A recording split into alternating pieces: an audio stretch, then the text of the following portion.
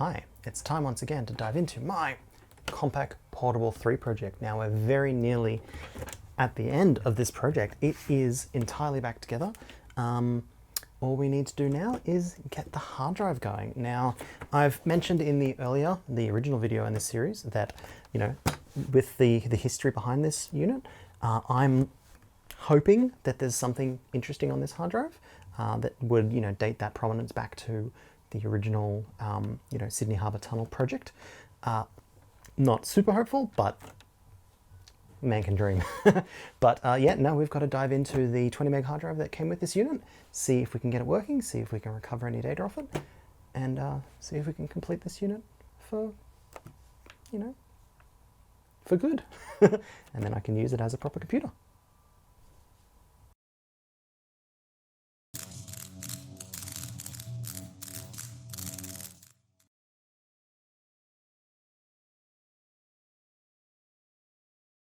So I've already extracted the hard drive out of my Compaq Portable. This is a Compaq Peripherals CP3021. This is a Type 2 20 megabyte drive. Now, before I dive into that one, what I want to do is show you this Compaq drive, which is a Compaq Peripherals CP3024.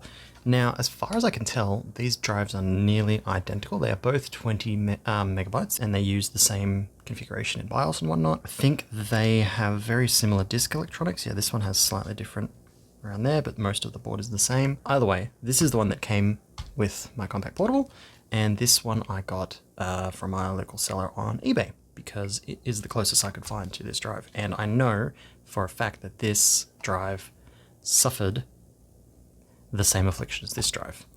Now let me just show you what I mean. And you may have noticed that if you watched my previous videos on the Compaq Portable, where I was just describing all of the problems. I think that's in the first video. You could hear the hard drive having issues. So what I'm going to do, I've just got power here. This is just a SATA and Molex power supply. And if we plug it in, listen very closely.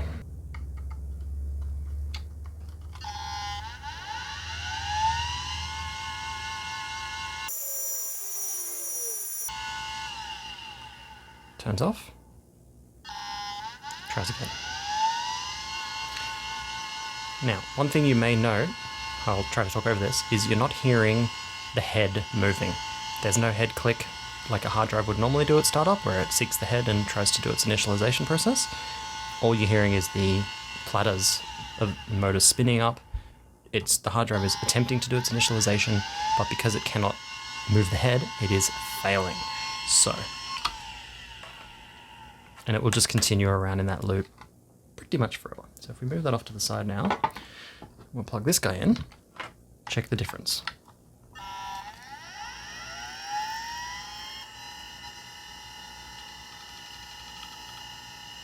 Now, did you hear that?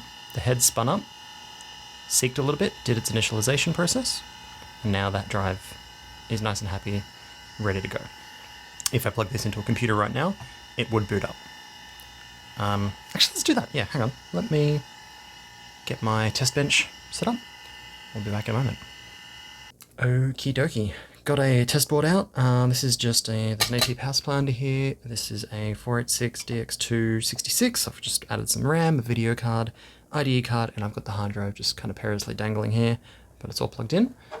Let's see what we see.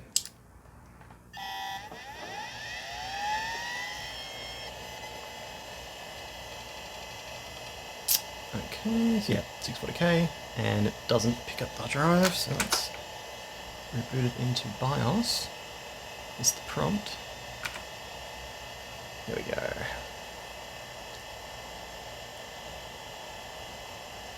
Okay, so we want to set this to Type 2, 20 megabytes, and save changes and exit.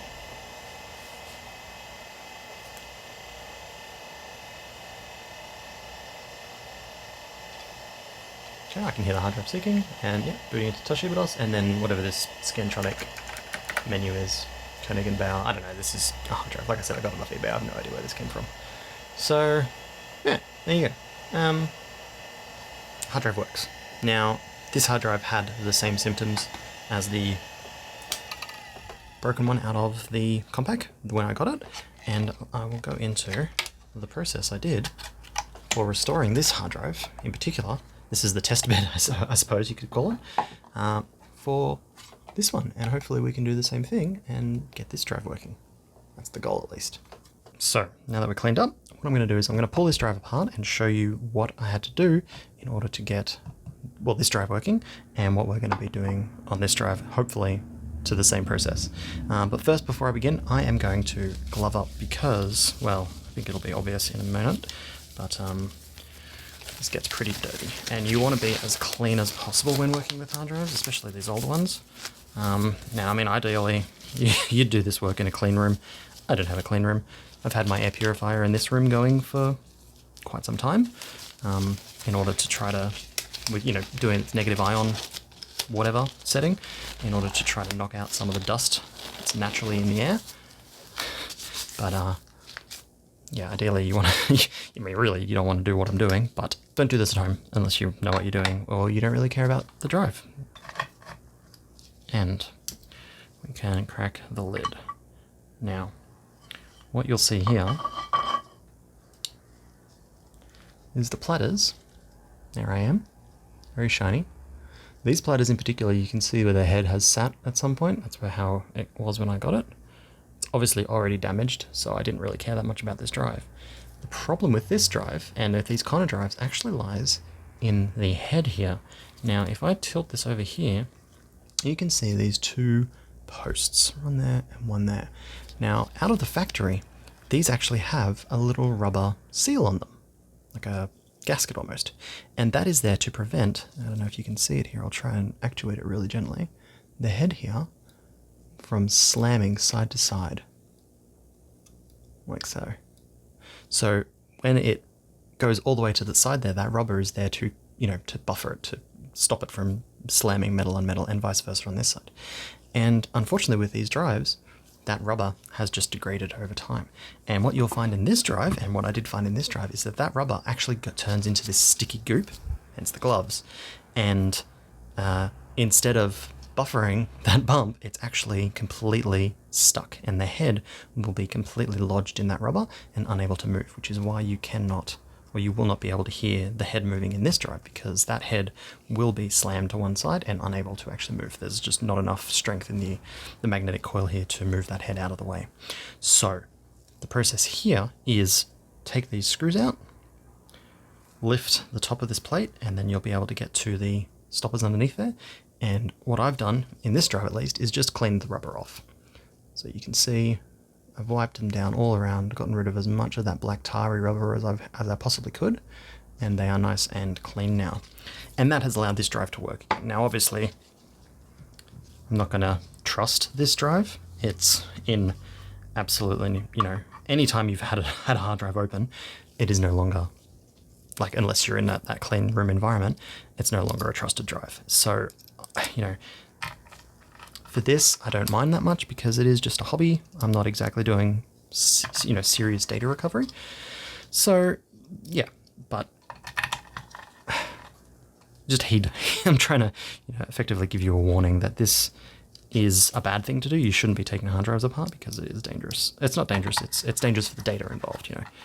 Unless you really know what you're doing, don't do this if you're expecting to be recovering 100% of your data, because you will probably mess it up. But,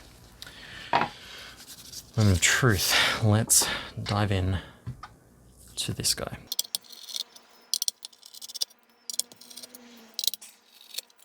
Alrighty. Yeah, this hasn't been apart, which is good. So I'll need to crack that seal. Just going to insert a pry tool. There we go. Alright. And there is our first look.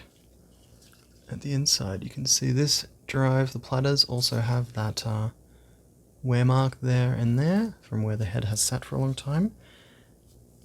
And I was wrong. This does not have the same affliction.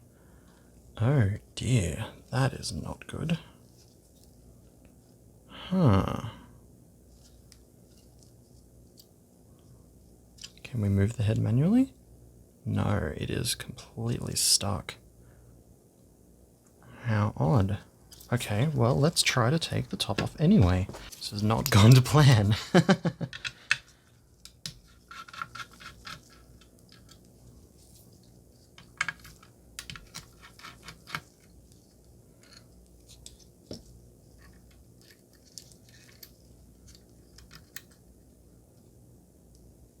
Now, what I just pulled off there is a little lever for this. This is the locking for the head. This is just a small pin that goes down like that, and it had a spring. I don't know if you can see that there. A little spring pressed up against this little clip here. So when I'm putting that back together, I need to make sure that I pop that in the right spot. And now we should just be able to, there we go, move this head out of the way. Can we move the head now? Yes, we can. So, there's our gunk. There's more other rubber inside. So, okay.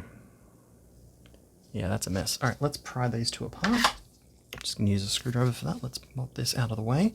Now, since I don't want to get dust on that, I'm just going to cover it while we're not working in there. These should just be held together by sheer magnetism, and they are. Wow, very strong magnets. So this is where you need to be really careful. Oh boy.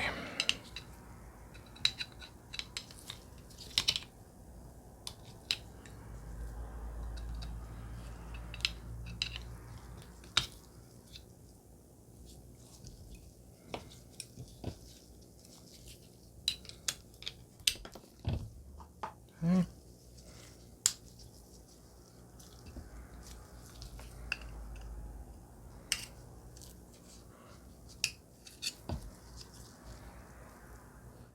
Oh, there we go. Okay.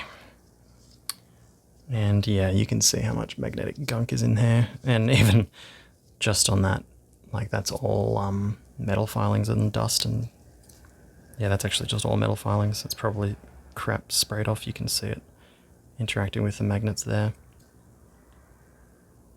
Yeah, that's not a good sign for this hard drive.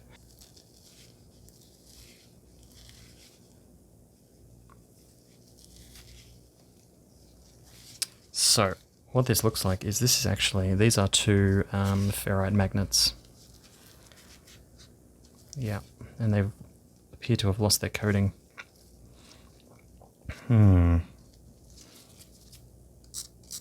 Yeah. So I'm wondering at this point whether I should change the internals between these two drives to not put this one back in the drive that I actually want to keep, you know? So let's pop that off to the side for now, and let's crack our other drive and see if we can use this as a donor. Okay. So just at a very quick glance, these do pretty much look the same. So I think this should work. Okay, let's do it.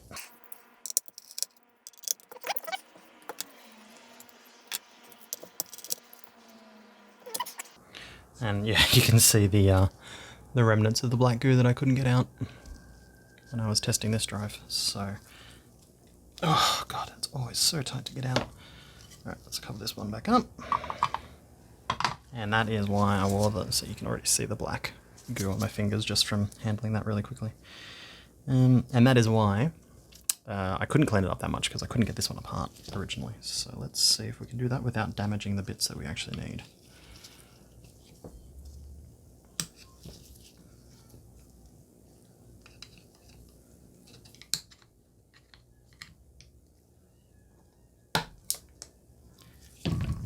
Yes, we can.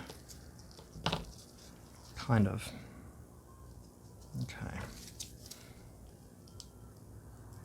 See, that is already starting to flake up. It really sucks. And you can see how much of that black goo is left behind.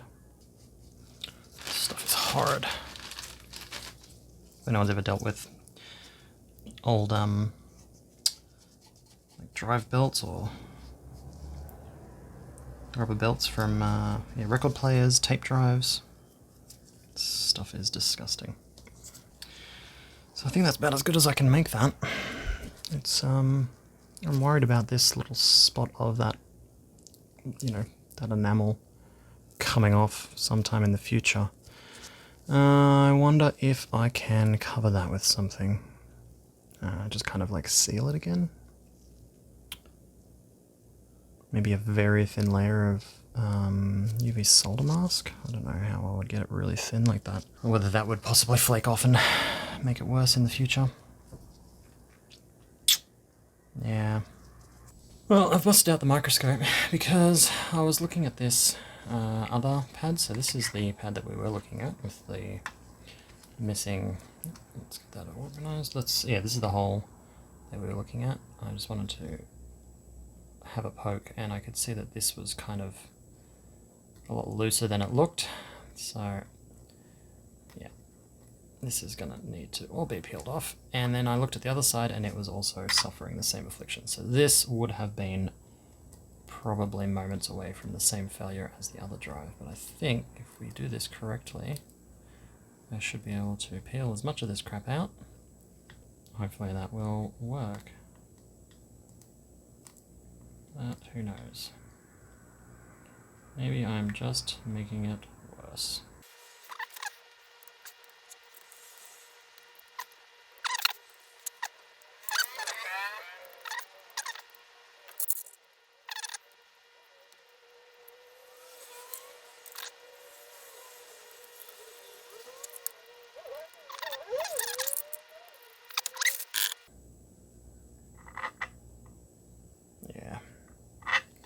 I think this cleanup is as good as we can get it, and I'm going to go like this. Let's get this back together and see what we get. This is the one that came out of it, and this is the one that we're going to be putting back into it. I need to put this back together, actually, before we even go that far. I need to put this back together with the plate that came out of it and the little other metal grommet that goes in that slot right there. And this one goes hazardously between those two plates. Yeah, you can see it's not the easiest thing to do.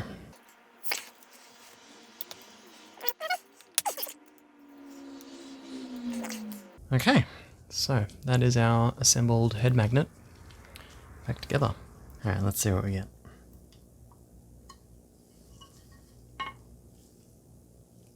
Instinctively held my breath. Okay, so I'm just going to pop that back in like so. And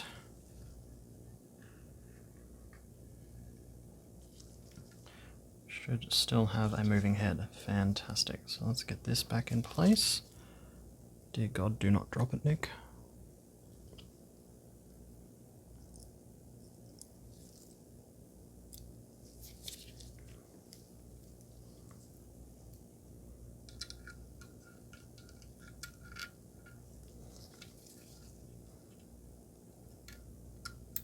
Ah, that is super hard to do. Oh, we'll come back when this is done.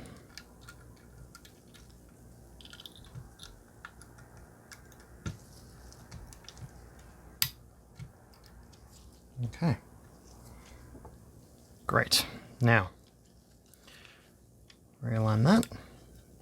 Let's pop our screws back in. So, we have done a head magnet swap between the old CP3024 and the old, not the new, but the old 3021.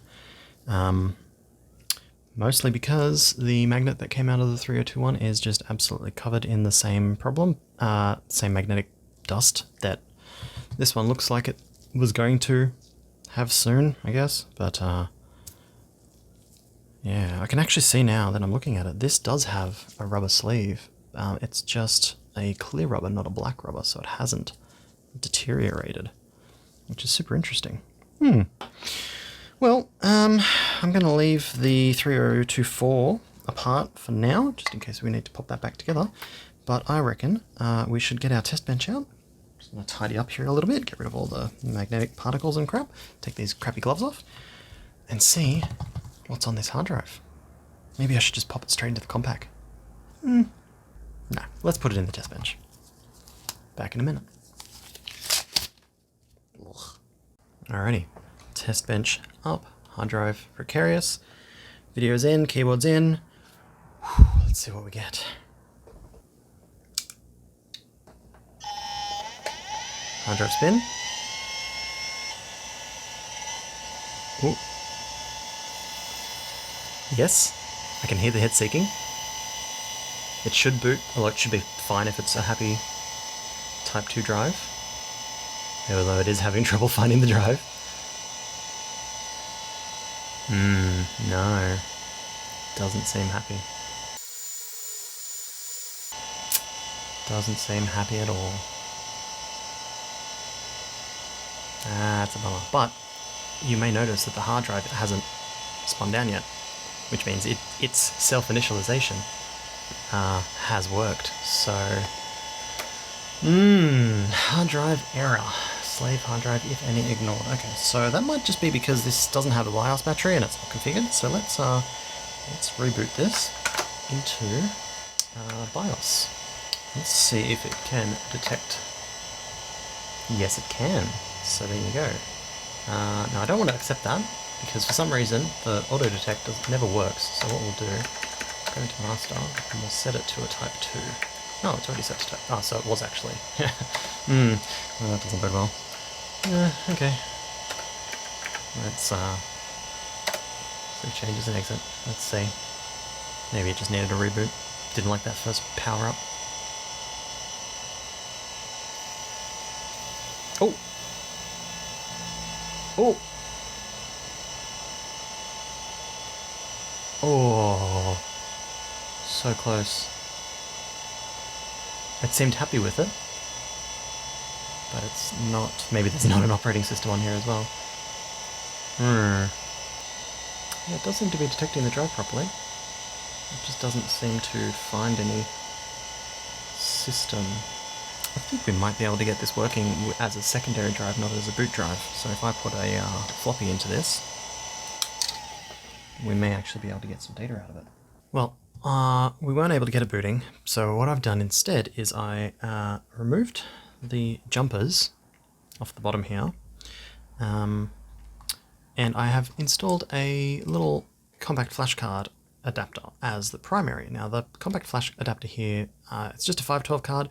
It has, I think it's just DOS, and I think DOS bench on there. It's just the card that I quickly use if I want to test a system.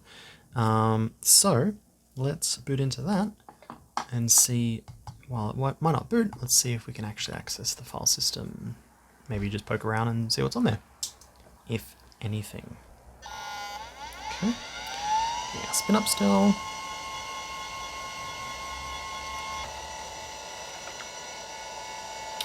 Okay.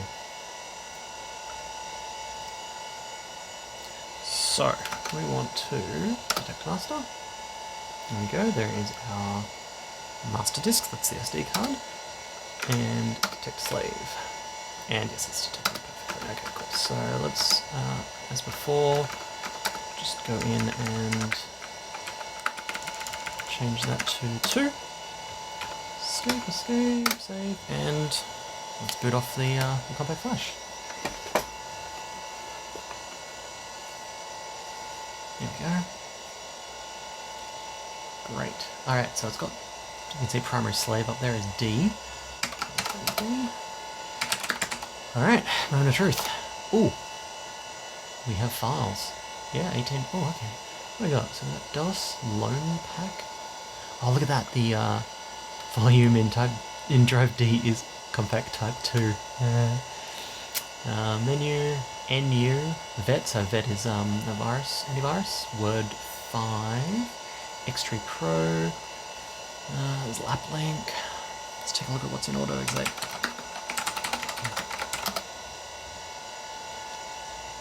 Not much. Sets the path. Yeah, XT Pro. Is menu.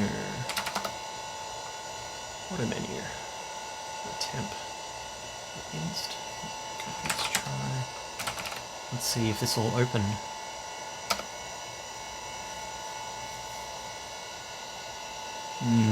No.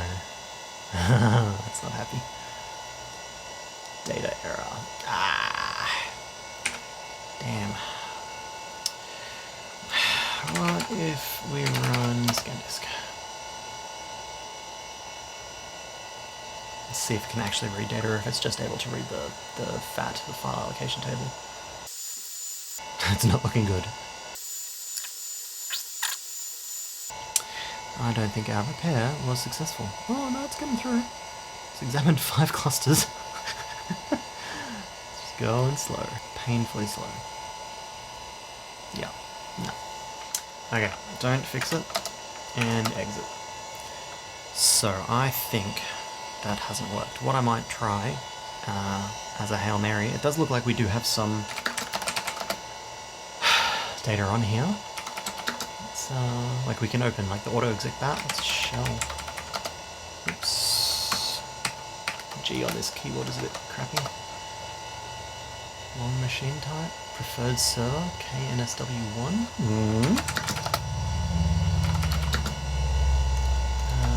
Where's the loan pack? Loan pack. Will that open? Probably not. No. Yeah. Alright. I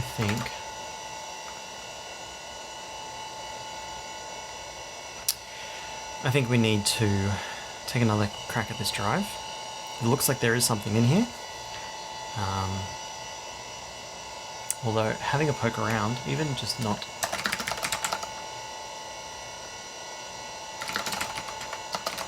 It doesn't look like there's any real data on here, you know?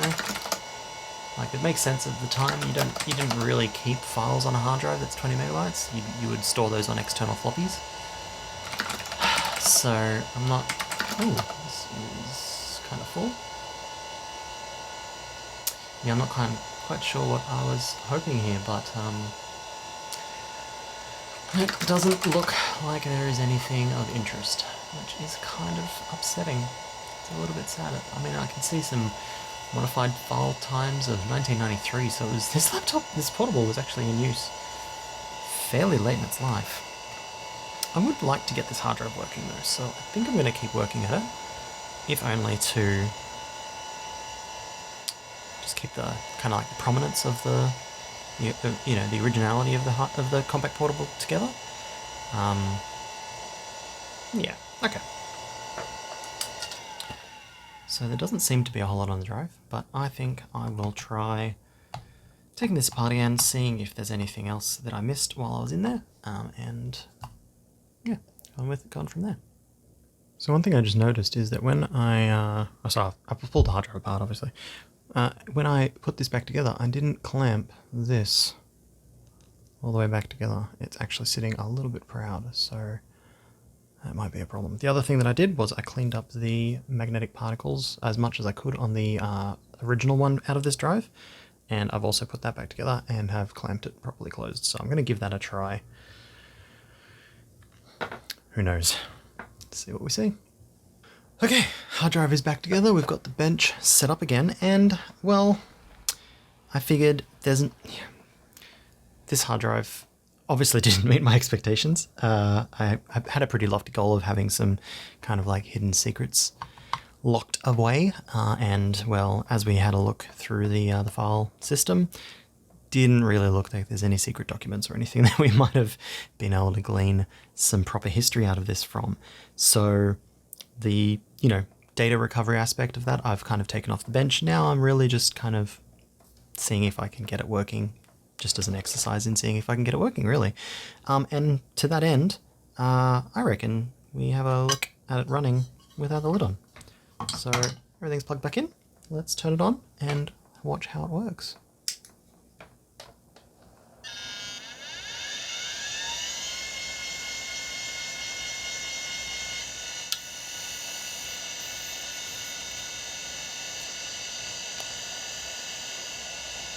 Alrighty, we're booted.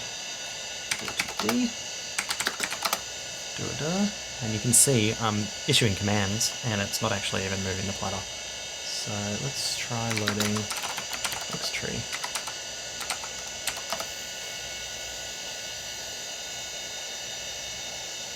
It's not moving the head at all.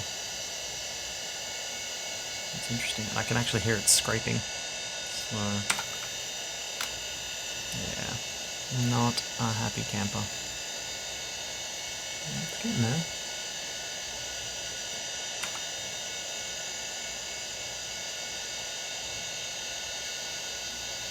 Yeah. No, I don't think this drive is long for the world at all. Let's try this menu one again. See if it tries to load from a different area. No, it's in the same sector. Right at the top of the disk.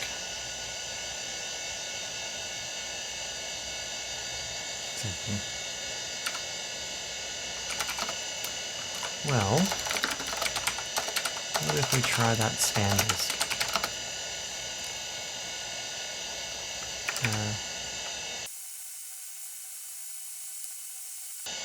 So it looks like this disk was very much defragmented, only using the top portion of the platter, so the majority of the disk is actually unused. We might be able to recover just by simply fixing and seeing if it can relocate those bad sectors. If you can even read that data, of course.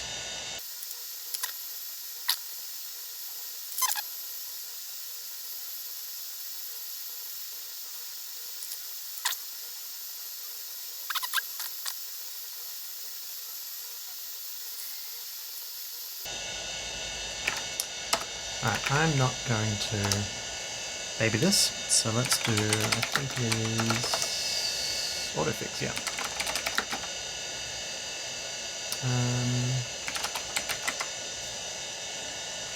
And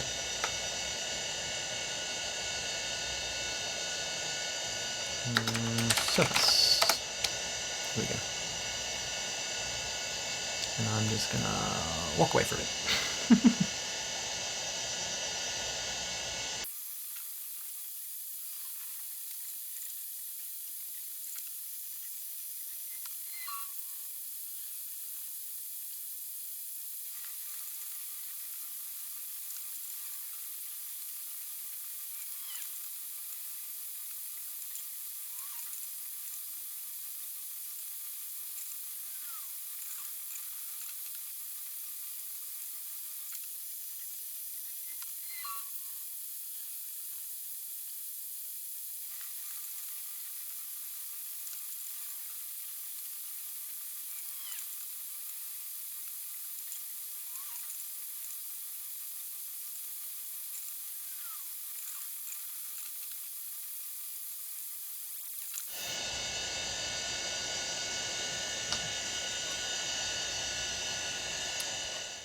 So, as you just saw, this drive, well, it's just not going to work out.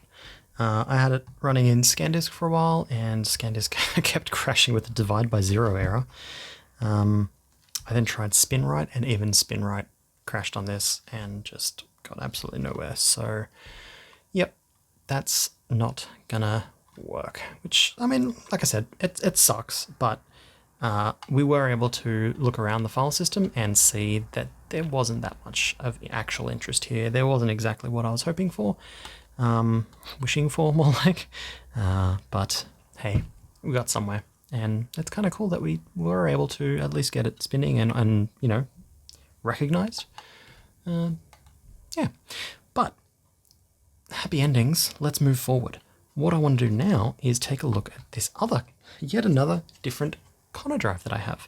So this one might be a little bit hard to read under that stamp, is a CP3000. So this is the 40 megabyte model. It's the CP3000 over the 3021. It's a weird numbering scheme, but yeah, this is the 40 megabyte, pretty much the same one that Compaq would have had in the upgraded Compaq Portable 3 models. So it's kind of cool that I was able to get one of these, but it has the same affliction. So let's crack it open and see whether it has those rubber bumpers or whether it has the destroyed magnets like this one did. I don't know. Let's check. Okay, so yet again, it looks a little bit different in here.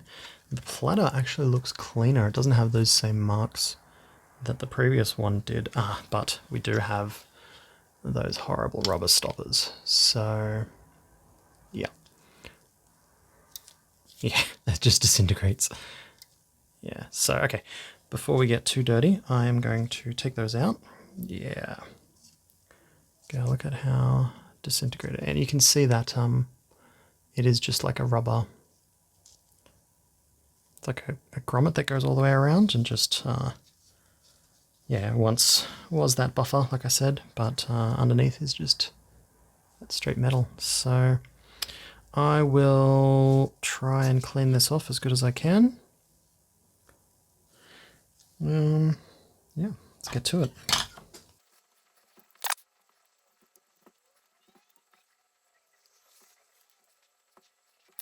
I don't really want to take this top plate off because I might damage those magnets underneath. They've already shown to be pretty fragile in the other ones, so yeah.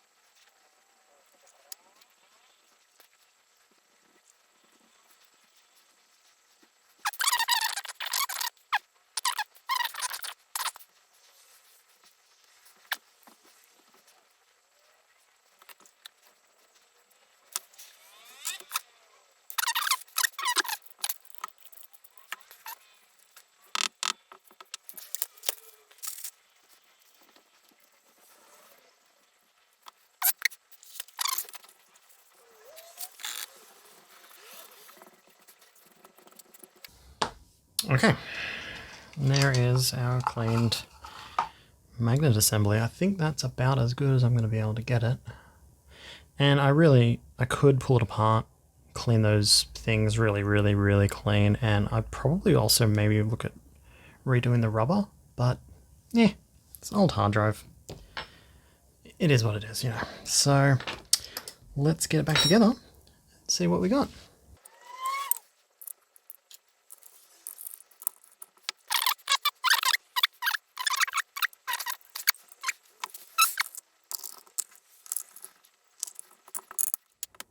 Alrighty, test bench, hard drive, power.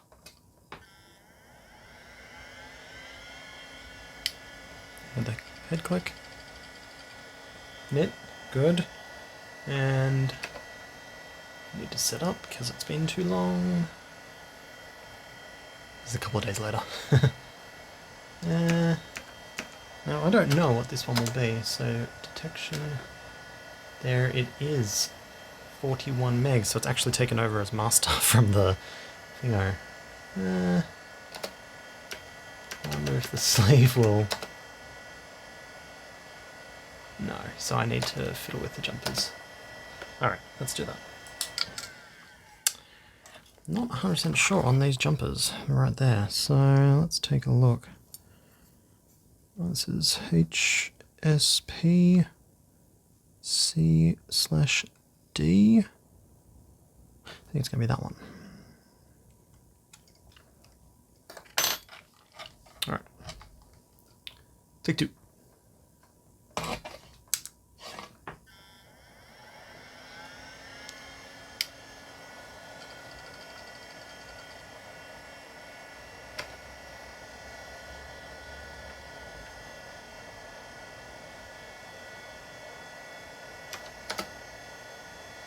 Okay, there's our SD card and our sleeve. Perfect. Save changes and exit. Alright, let's see if we can get any data off that.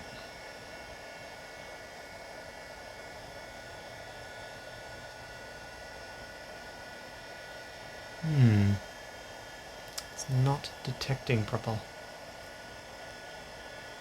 Should show the type of drive, so it doesn't look like it's talking properly to it. The problem with this being auto-detected doesn't work, where it says it'll detect it, but it won't actually use the drive with those user settings. So what we need to do is specify the type for this drive, which again I'm not too sure about. So yeah, it doesn't like. I think it's the WP there. So let's look for something that is 40, 41. What do we got? A bunch of them. 43 type 17. That sounds familiar. Let's try that.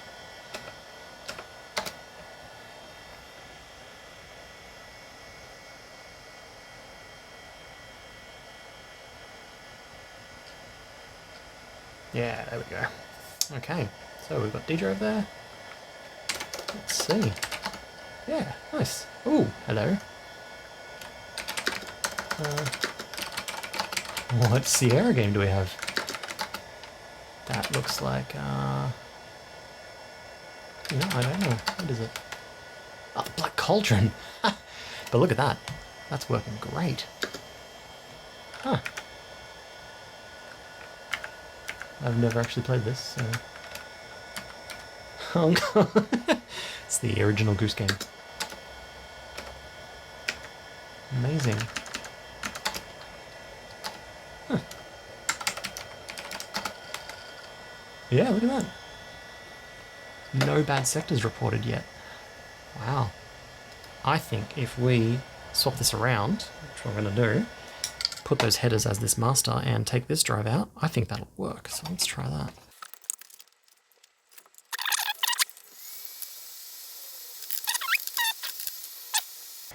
Ah, yeah. Starting DOS. Beautiful. This looks like the exact same thing. No, it's got... Oh, yeah, no, look at that date on the config.sys. That's a 2021 date stamp. It looks like someone has previously used this drive before I got to it.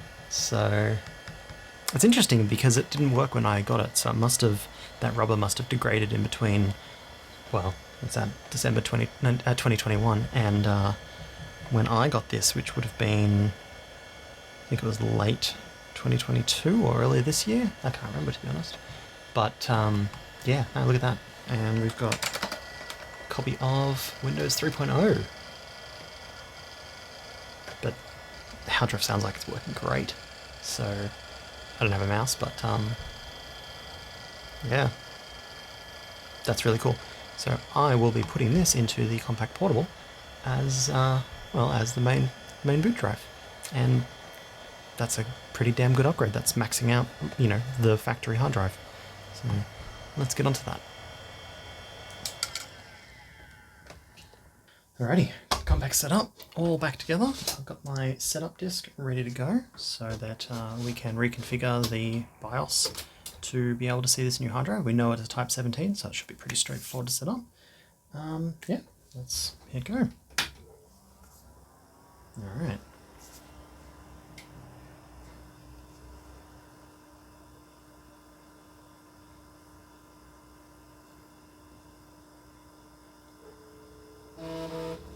Love that sound, every time. Alright, set up.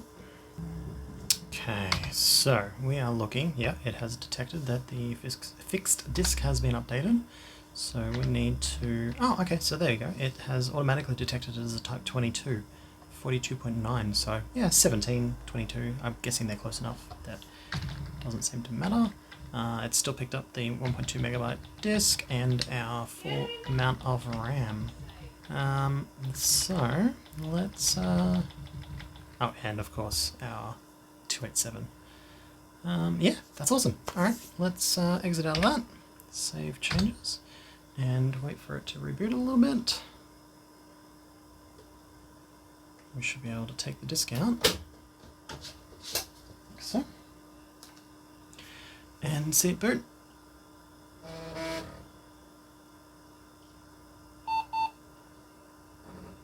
No disk, missing opera. Ah, didn't like the drive. All right, let's try swapping that over to the Type 17 that I was being able to boot on the DOS on the other hard drive. Let's try swapping that over to type 17 that was booting previously. So I've got the setup disk back in. Let's go through.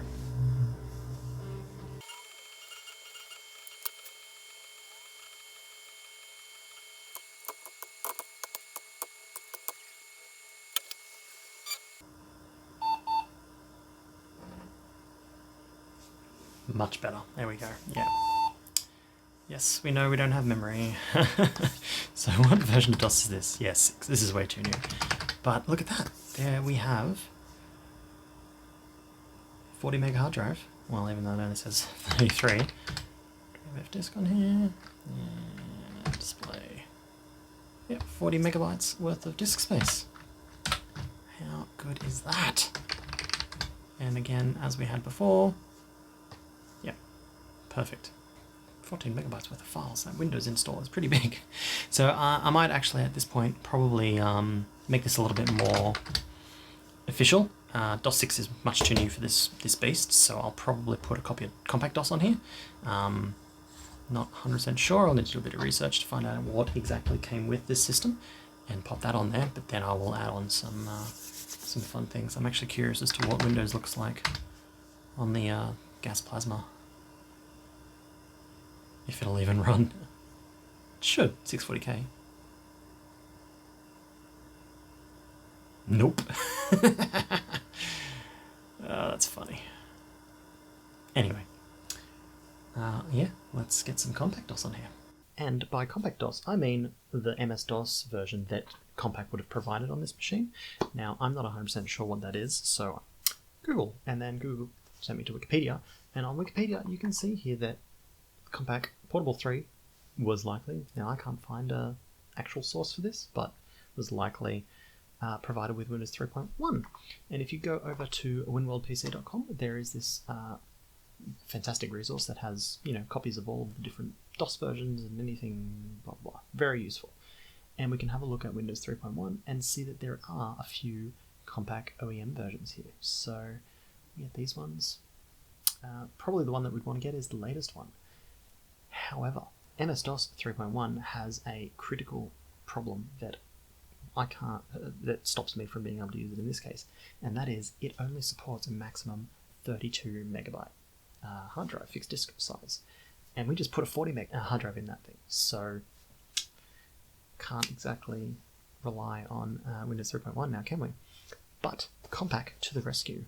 They actually took the fixed disk increase, the bigger fixed disk support out of MS-DOS 4 and backported it into MS-DOS 3.3 to create MS-DOS 3.31, which is a Compaq only OEM version, as we can see here.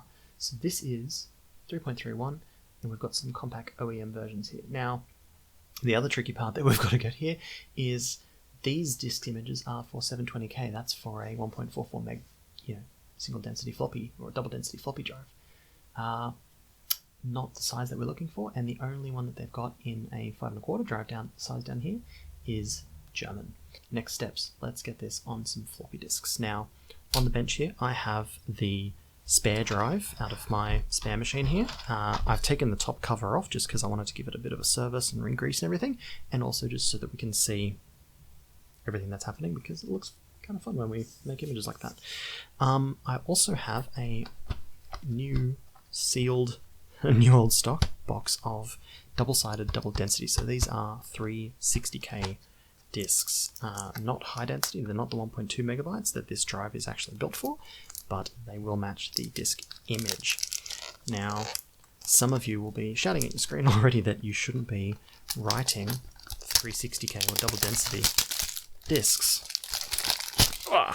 in a high density floppy drive, and that is generally true. Oh, look at that. There's a gorgeous pink color. Huh, nice. Alright, well, let's get out 3 of those. They will come in handy. And yes, you are absolutely correct. We shouldn't be writing high density images using a double density, sorry, the other way around. You shouldn't be writing a double density image, a diskette using a high density drive. But what I'm going to be doing here isn't particularly writing the file system. What I'll be doing is using Grease Weasel, and I will be writing the raw magnetic flux of that image to disk. Now, the tricky part with that is these double density disks. The main difference between a double density and a high density is that the double density has 40 tracks and the high density has 80 tracks. Now, there's still the same amount of width in the disk, it's still the same platter, but the double density, while it has 40 tracks, the high density expands that out to 80 tracks, and it does this by halving the width of each individual track, which means that if you were to write, and this is the reason that you're not supposed to generally write a double density disk on a high density disk, if you are to write a double density in the high density hard drive, because of the width of those cylinders and the tracks on the individual floppy media, they don't perfectly align, and you actually have to tell the disk drive to double step. So instead of just moving one step, so 180 track width track, you actually have to tell it to move 2 steps. It's a little bit tricky, and sometimes the heads aren't in perfect alignment. It can write in a little bit of the other tracks. It's not ideal, but there is a nice setting in Greaseweasel that allows us to do that. So let's poke around. So we're in the directory that we want to be in, and we can see here those files. Just do a regular dir. There we go. So what we want to do is we want to write Greaseweasel, and we want to use the write command because we're writing to disk, and we'll just do help for now so we can see what we're looking at. Now, what we're going to be doing here is making use of 2 commands, or 2 parameters. One is the format and one is tracks. So format, first of all, tells Greaseweasel how to write the disk image that we've got here. So we will be selling it to use the IBM 360 format because that's the format that these images are in. The second one that we're going to be doing is using the tracks, this track spec, in order to set this parameter, which is this step, which is the physical head steps between cylinders. So what we'll be doing is setting that to 2 away from its default of 1. So anytime it wants to move ahead, step the head between cylinders, instead of moving 1 80 track width head step, it will be moving 2 80 track width steps, so that we get 40 total head movements across the actual width of the media. So pop a disk in, close the drive, and then we write Greaseweasel write, and go -- format. Spell it right, format, and we go to IBM.360, and then we go tracks, and we do step equals 2. And then we just do the file name. I think it was called disk1 startup. And then start it writing. And there we go. And you can see here, actually, I mean, you have no frame of reference, but it is actually doing quite a width of the step, and we should be able to see that by the end of the command, even though it says it's moved 40, it'll actually be all the way at the other end of the right surface, which means it is double stepping correctly. Very neat.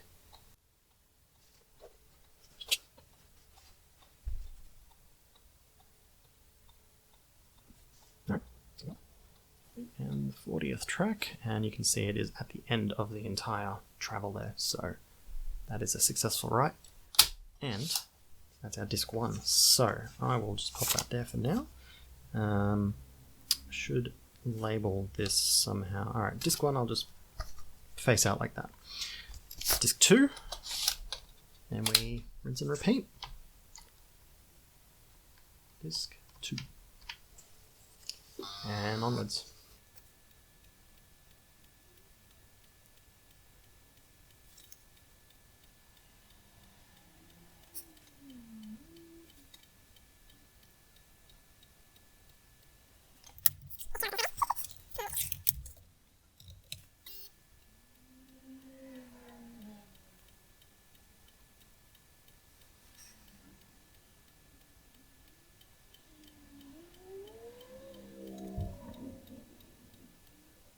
Cool. Alrighty. I guess disk 3 I will put in backwards, and then I can tell which one's which. Now I will be making up some labels for these. I'm actually getting my designer wife to reproduce the Compaq labels as much as we can with whatever labels I was able to get at the local office supply store. And then in the meantime, let's get these into Compaq and see what we can do. It's been a little while since I've worked on this project, but I'm finally getting back into it. And to that, I have my array of really cute little discs. So there's these ones, I think. Yeah. So these are the Compaq install discs, effectively. What we'll primarily be using today is the MS-DOS. So there's the startup, the operating discs 1 and 2, and I will be using Compaq's FASTART, I don't know. But this is effectively a setup program for kind of initializing Compaq Portable, Compaq Desktop, Desk Pro, you know, their desktop units, Compaq's stuff, to setting up a blank system. So this will take care of formatting, installing, everything. You just run that and then feed it all the other disks and it goes. And then I also have the last 2 disks. These are the startup, the setup, and the diagnostics. So in case I need to muck around with BIOS settings, but I don't think I need to because it's still set up from the last time I did this. But yeah, I think for now I've got it on the bench here. I've got the camera capturing the screen. You're capturing me. I'm going to pop in the FASTART disk, get it booting, and let's set this up.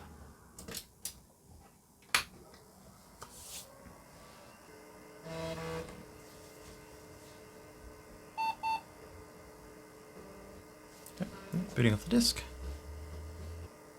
Okay, FASTART. I don't know how to pronounce it, but continue. Welcome to Compaq FASTART. So this utility will assist you in setting up an MS-DOS system. So you may use this to initialize your fixed disk, upgrade to a new version, or to modify config, sys, and auto-exec bat files. So let's continue. Alright, so there it's got our setup. So it's detected we've got a numeric coprocessor, our floppy drive and hard drive. It's got the 40 meg there, and our memory, date, and time are correct as well. So follow through that, and that brings us up to the memory. So what we'll do is we'll initialize fixed disk and do automatic operation, because I really need to, well, do prompted, why not? So fixed disk has been partitioned, which it does. It has that existing MS-DOS 6 install, but we want to wipe that completely and start again. So now it's asking, do we want to partition separate ones? So this is, it's detected that we've got a 40 megabyte, so it's offering us a 40.6 megabyte one, or 2 20.3 megabyte sizes, or one 32 megabyte and one 8.7. So that 132 is because of that previous limitation on MS-DOS 3.1 that I mentioned, but because we are going to be using MS-DOS 3.31, we can just go on 140 megabyte partition, and that is what I'm going to be doing. Okay, so off it goes. We'll now reset to continue initialization. So it's written, I think it writes to the FASTART floppy drive just to, note at which point of the install it's at. So now it'll reboot, fresh, boot the FASTART and know exactly where it is and pick up the install. Okay, so let's continue with the format phase of initialization. Insert MS-DOS startup diskette. So that is this guy. Take out the FASTART disk, insert startup. So I think the startup disk has like fdisk format, those applications. So that's what it's using to format drive C.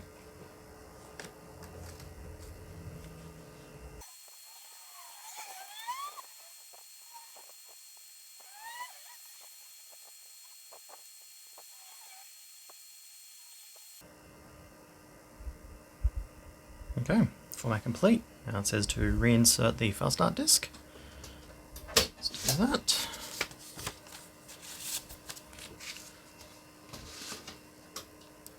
And press enter. Alright, so now do you wish to configure cache CEMM, which is the Compaq Extended Memory Manager.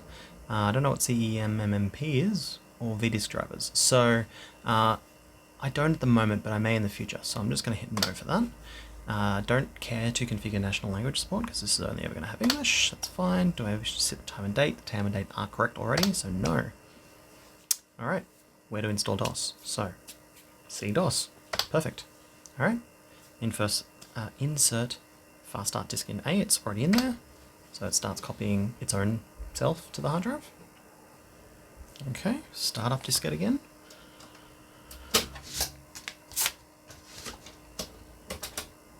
And this is where it starts copying DOS proper. Transferring system files, yep. So these are the system files that it needs to actually, boot command.com and the IBM stuff.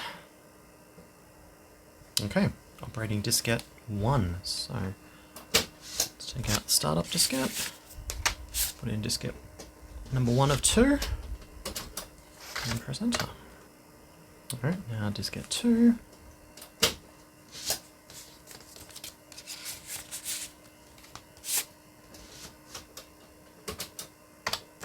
Alrighty. Okay, so now it is asking for user programs. Now this is, I have the floppy diskette here, user programs. This is a Compaq floppy of supplemental programs that they're like Compaq's user tools effectively. So yeah, pop that in there. Pop them in CDOS as well, just so that they're available in the default path. They don't override any of the DOS programs, it's just extra tools. No need to put them in a separate directory. And insert.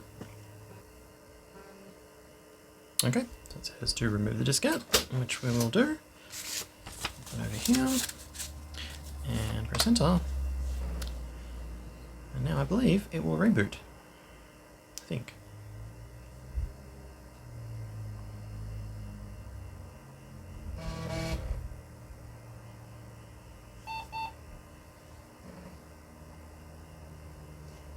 And we're done. And there's our copy of DOS. So if we go into check disk now, you can see we have 42 megabytes or 40 megabytes total disk space. We've got our 640k of memory, 596k free, and yeah, just over 1.2 megabytes in user files.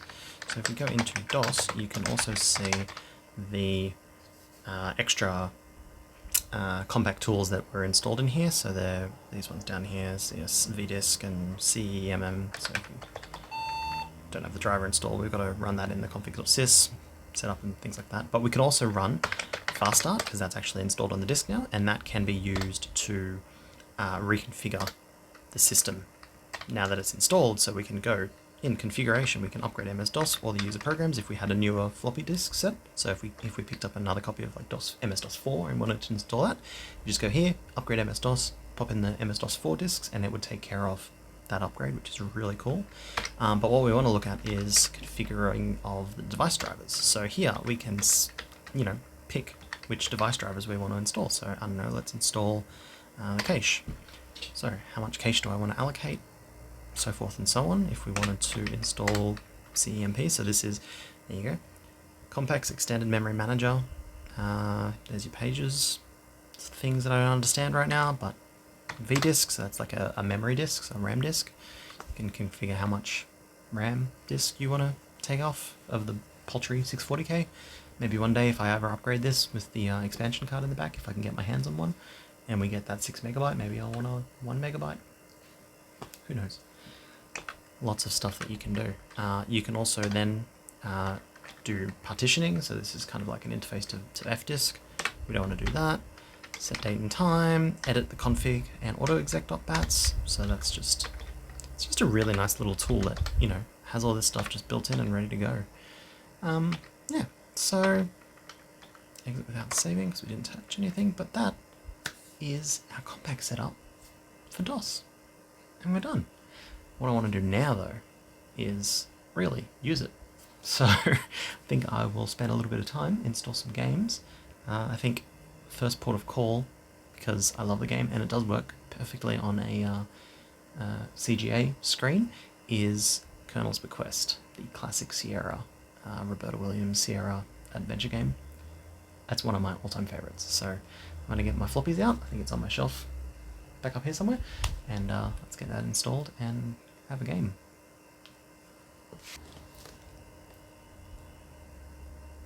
Love this game.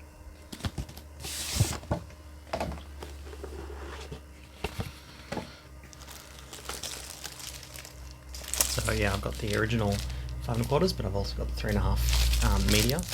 I keep them in all my games. Well, there's ones back there. If they have floppy media, I always take them out, give them a clean where possible, and put them in an airtight Ziploc bag with some desiccant so that they keep nice and healthy, and then they go back inside. But then we also have the other contents of the box here. So we've got the original manual, really cool. Love this. It's such history in here. We have the little notepad for writing down clues. There's the hint card. Sorry, not the hint card. This is the copy protection. So on this page, when you start the game up, and I'll show you that in a second, it has fingerprints that you have to match, and you use the little thing over here, and that shows you which fingerprint is which, and then you can tell. You're not going to be able to see it on camera, but you can then tell, you know, whose fingerprint that belongs to, and that's the copy protection. And on the back is a map of the internal game. So very cool. And then some add-on stuff. So there's a 3D animated reference card and the Summer of 1988 Sierra catalog. So yeah. Anyway, let's pop all this back in the box. We don't need that just yet, or we will need this in a moment. But let's get the floppy media out. Disc 1 of 10.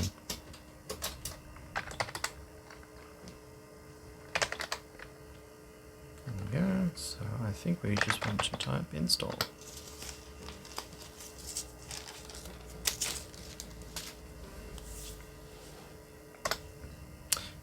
We will be using CGA with RGB monitor.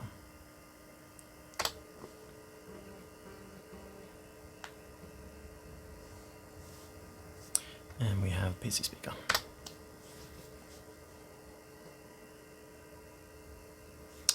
Compatible keyboard.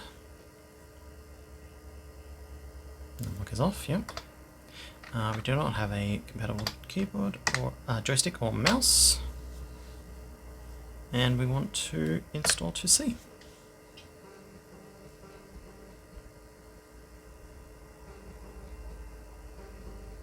And hopefully these discs are still healthy.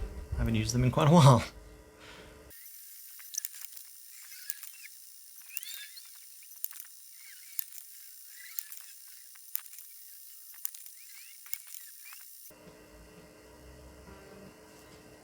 Can't believe how smoothly that went. Alright, so Colonel's Bequest installed. Now, put that back later to play Colonel's Bequest, CD Sierra, and then CB. We're already in there, so let's CB.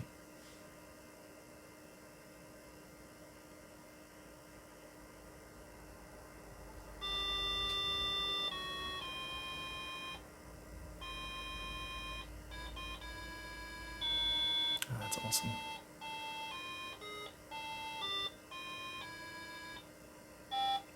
Oh yeah, so here's the copy protection. So we need to find that fingerprint on this card. So we can tell that it's missing that little top bit, so we can have a look quickly. Might be that one.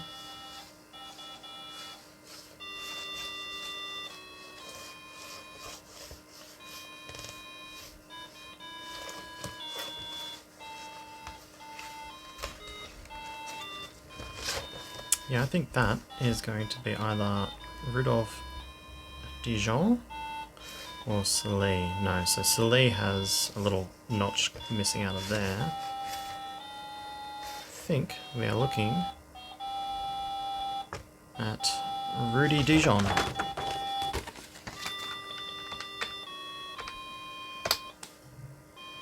Yeah, curtain is about to go up. Please be seated.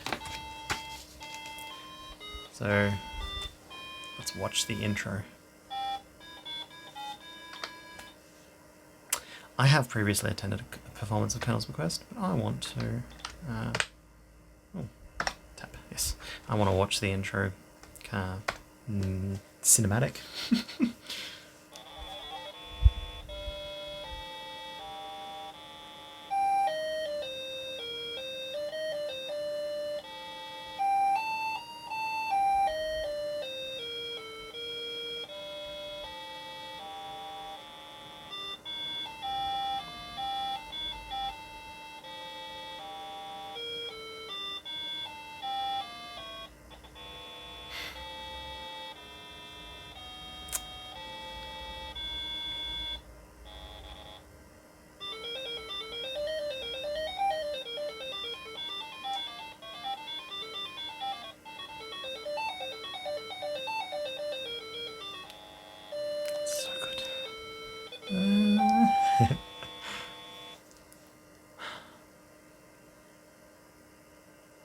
Should get a mouse. Maybe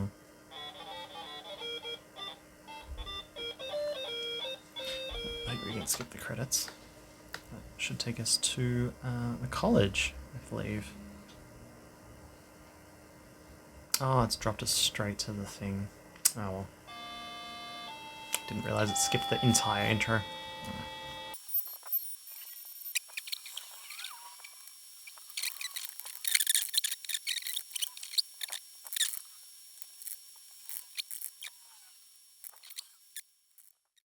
So, there we have it. My Compaq Portable 3 with the hard drive working great. Not quite what I was looking for. That 20 meg drive didn't work, and well, there wasn't anything interesting on it anyway. But we've now upgraded to the full 40 megabytes, and well, this unit, it's great. I played a bunch of Colonel's Bequest and some other games on there, and it's exactly what I want it to be.